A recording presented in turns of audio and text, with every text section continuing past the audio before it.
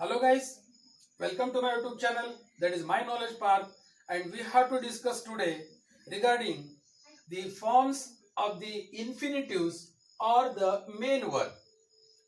ये infinitives है, ये बेसिक जो प्रमुख क्रियापद होते हैं ये इसको infinitives कहा जाता है। अब infinitives के कितने फॉर्म है? एक परफेक्ट है, एक पार्टिसिपल है, और उसके अलावा ये जो इंफिनिटिव्स होते हैं इनको आईएनजी ऐड कर सकते हैं, और जब भी कब उनके सामने अगर टू, ये जो प्रीपोजिशन है टू अगर आया वो टू इंफिनिटिव्स बनते हैं।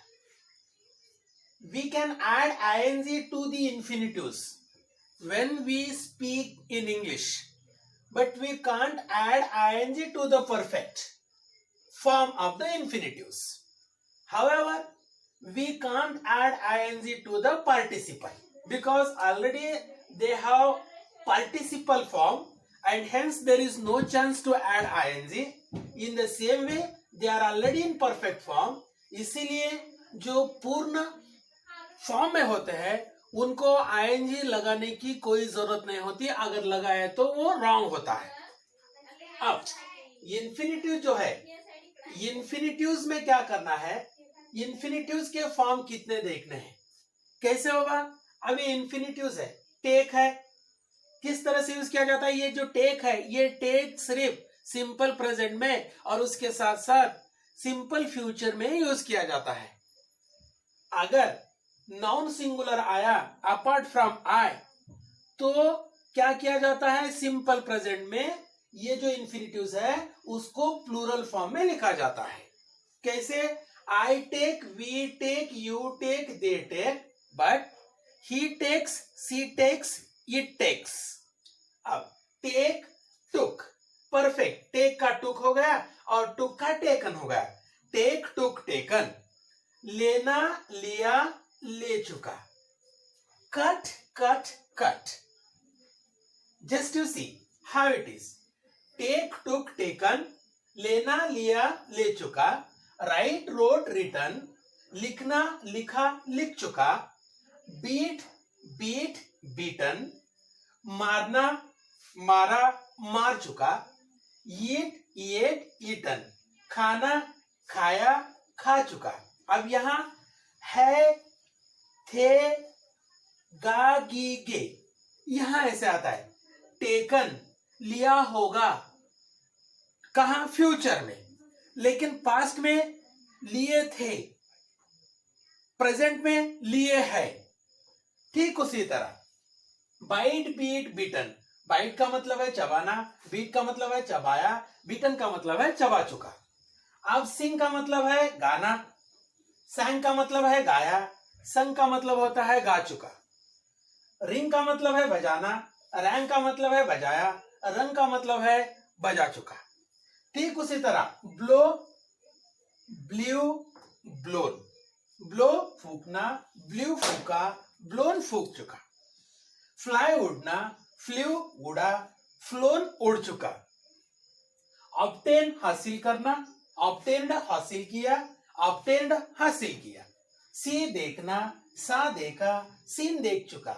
लर्न सीखना, लर्नड एंड लर्नड। थोड़ा यहां डिंगल है, कहा अमेरिका में और कनाडा में जनरली लर्नड यूज किया जाता है, लर्नड, लर्नड। अब यहां बर्न, बर्नड एंड बर्नड, ये बर्न जो है थोड़ा यूनाइटेड स्टेट्स ऑफ अमेरिका में जरा स्ट्रॉन्ग क्रिटिसाइज होता है, इसीलिए बर्न, बर्नड, बर्नड। अब बर्न जलना, बर्न जला, बर्न जल चुका। गो जाना, वेंट गया, गॉन जा चुका। थिंक सोचना, थॉट सोचा और थॉट सोच चुका। सिंक डूबना, सैंक डूबा और संक डूब चुका। सैंक का मतलब, सिंक का मतलब डूबना, सैंक का मतलब डूबा। अंडरस्टैंड, कोई क्या है सोच में डूबता है और कोई क्या करता है बाबा, जैसे कि जहाज है या नैया है वो पानी के अंदर डूबती है, तो वो एक्शन है। उसके बाद जैसे कि मैं आपको बताया, प्रीवियस वीडियो में बताया, आज भी बता रहा हूँ. Even previous video also I have told you. Even now also I am telling you. What? There are such type of the words in English or infinitives which are not going to take ed, but they can convert into plural and as well as in ing form. कौन से? Put can be puts, put can be putting, but put cannot be putted. Okay.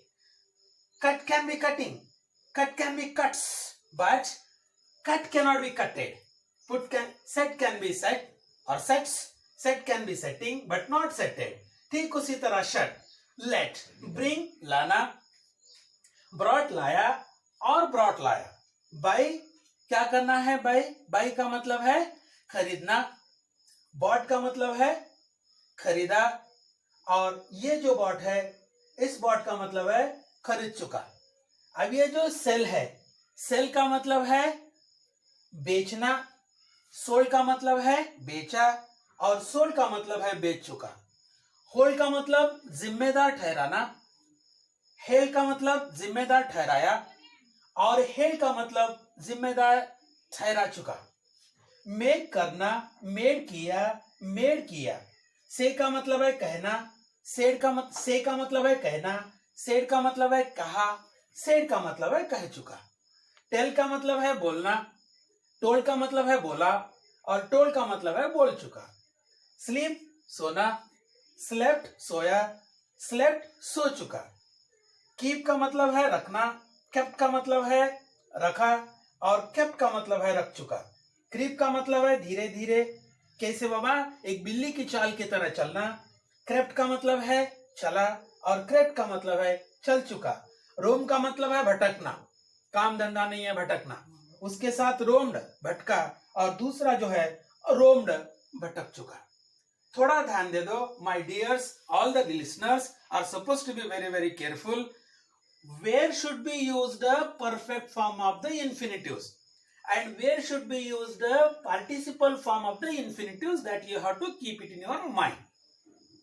आपके दिमाग में यही रखना है. क्या रखना है बाबा? इंफिनिटिव्स कब यूज करना, इंफिनिटिव्स के परफेक्ट फॉर्म कब यूज करना, इंफिनिटिव्स के पार्टिसिपल फॉर्म कब यूज करना. ये अगर आपको आया तो आप अंग्रेजी के बादशाह बन गए. अगर ये यूज करने नहीं आया, कितनी भी अच्छी तरह से आप कोशिश करेंगे, अगर ये यूज करने नहीं आया तो there is no meaning at all to your speaking. Therefore it is my heartly request, please be careful. कैसे? all the infinitives are supposed to be used in simple present and as well as in simple future. simple present में अगर noun singular आया तो verb को es लगाना है. अगर और सिंपल प्रेजेंट में अगर नाउन प्लूरल आया तो ये जो इंफिनिटिव्स है एज इट इज रखना है अपार्ट फ्रॉम आई. ये जो परफेक्ट है, ये परफेक्ट पूरे के पूरे सिंपल पास्ट में ही लिखने हैं, पूरे के पूरे सिंपल पास्ट में लिखना है.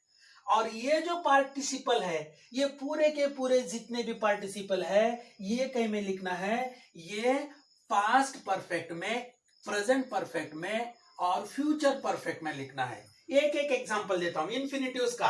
आई take, we take, you take, they take, he takes, it takes, that takes. Perfect में सिंपल पास्ट में I took, we took, they took, he took, it took, that took, you took. Participle में past में जाएंगे हम. He had taken, she had taken, it had taken, that had taken. Present में I have taken, we have taken, he has taken, she has taken. and present के अंदर I have taken, he has taken, she has taken, you have taken. future के अंदर I will have taken, you will have taken, they will have taken, she will have taken, you will have taken, people will have taken. So such type of the participles are used in perfect forms. That is very important. Infinitives are supposed to be used. Infinitive जो है कहां लिखना है? सादे वर्तमान काल में और सादे भूतकाल के अंदर लिखना है. ये जो परफेक्ट फॉर्म है वो सादे भूतकाल में लिखना है. उसके अलावा दूसरे काल में इनको लिखने नहीं आता.